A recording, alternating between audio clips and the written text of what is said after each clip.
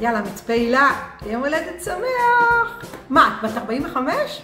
לא יומן. לא נראית ככה, תאמיני לי. לא נראית. נראית אולי 20, 30, מקסימום 40. אבל 45? שיהיה הולדת שמח, שנמשיך לפרוח ולגדול.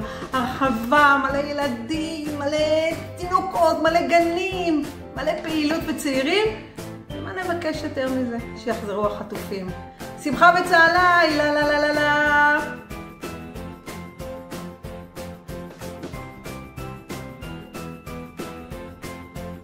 הרחבה מוצלחת, וכניסה לפאב מתחת לגיל 18. הופה!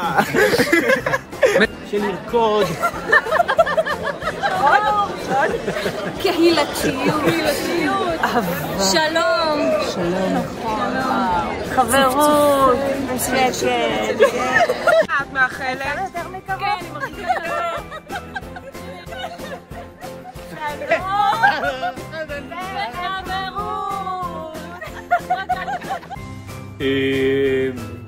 שתהיה הרחבה, שיהיו פה ילדים, שיחזרו החיים ושנחיה בטוב. מה את מאחלת למצפה הילה? מה את מאחלת? שיהיה לה יום הולדת שמח.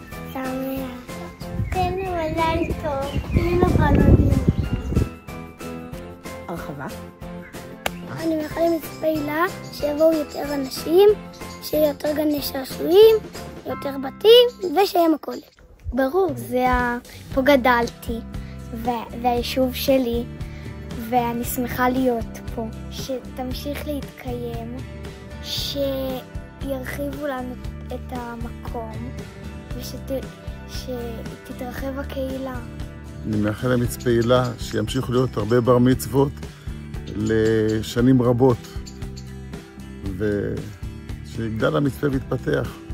אני מאחל למצפה הילה קודם כל שהצעירים יחזרו ושיגיעו עוד צעירים עם ילדים. אנחנו נשארנו פה בגלל המלחמה, אפשר להגיד זקנים רק, או כמעט רק.